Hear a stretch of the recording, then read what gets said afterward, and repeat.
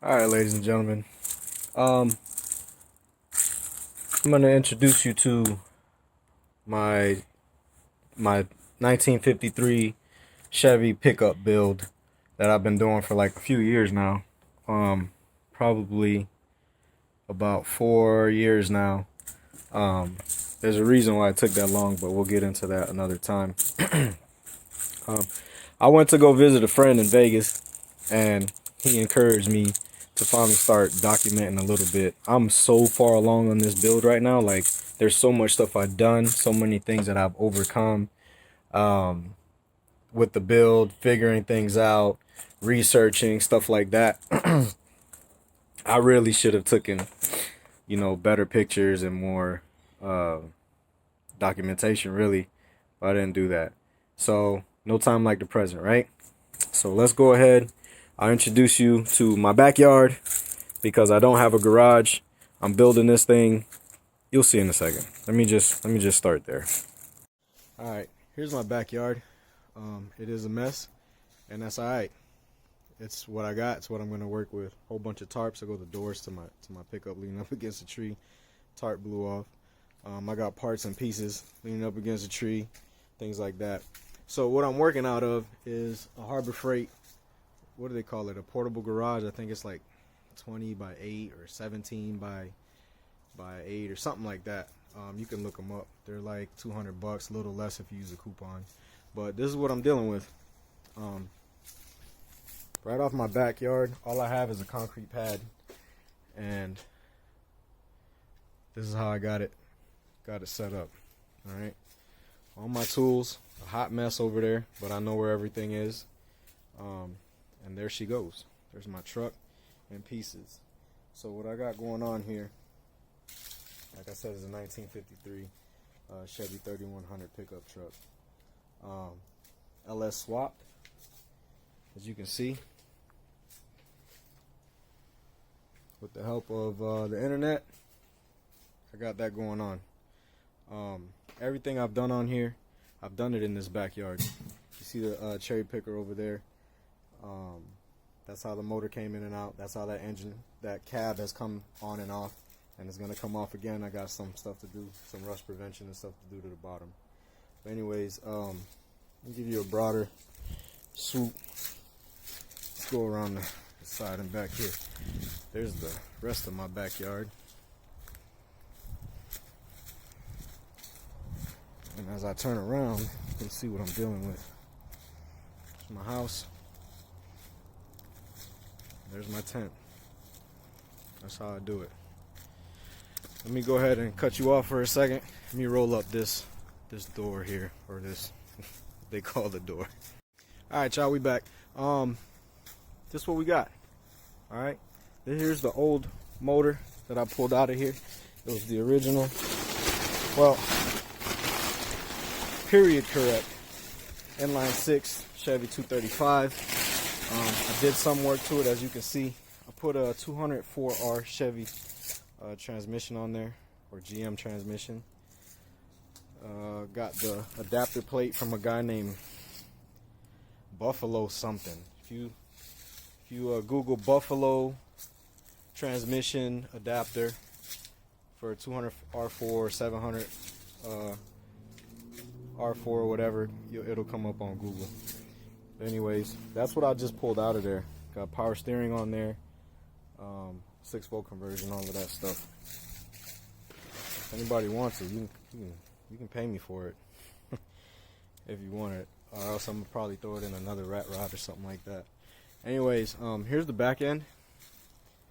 Just like I said, a little overview. Like I said, the motor swapped. I also did a complete suspension changeover. The front solid axle that was in this, took it out. The rear axle that was in this, took it out. The torque tube, gone. Gas tank, fuel tank, moved it out of the cab, put it back here.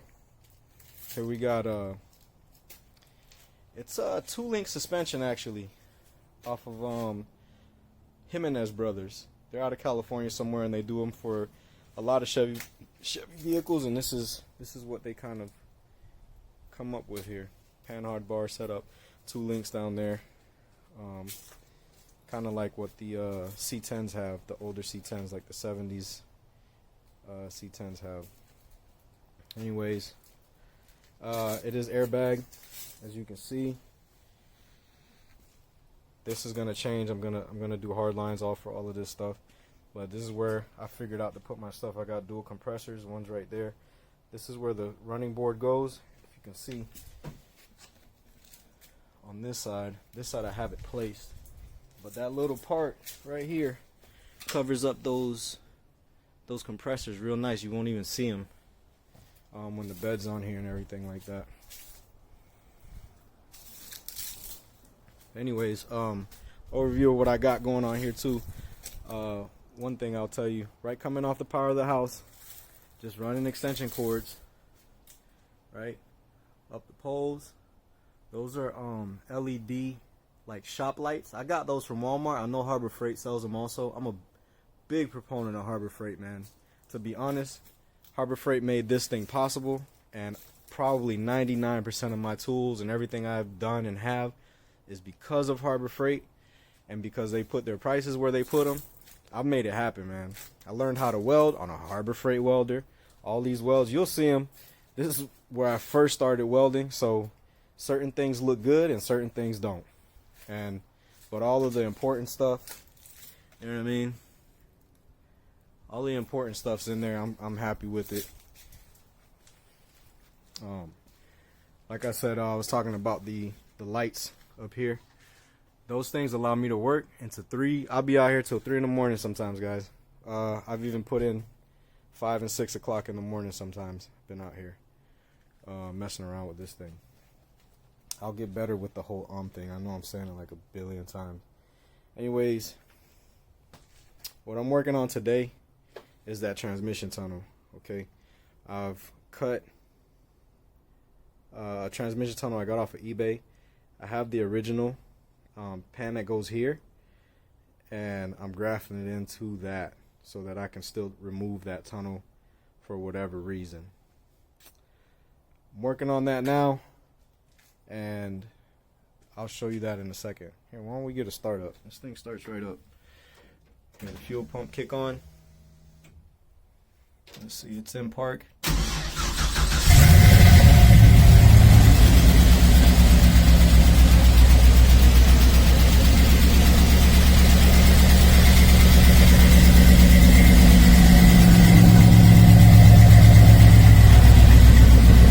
If you see those right there, those are gonna be the exhaust hangers for the back here. I'm doing what I can with that. I couldn't really get a clear spot for another cross member back there to hang them to go clear across, but I'm pretty sure it'll work what I'm gonna do. Anyway, that's it. That little vibration is that you might be hearing is the air compressors. I have an air leak, that's why I'm switching out those lines. I gotta chase down the leak to lessen the load on those compressors. Anyways, that's my deal.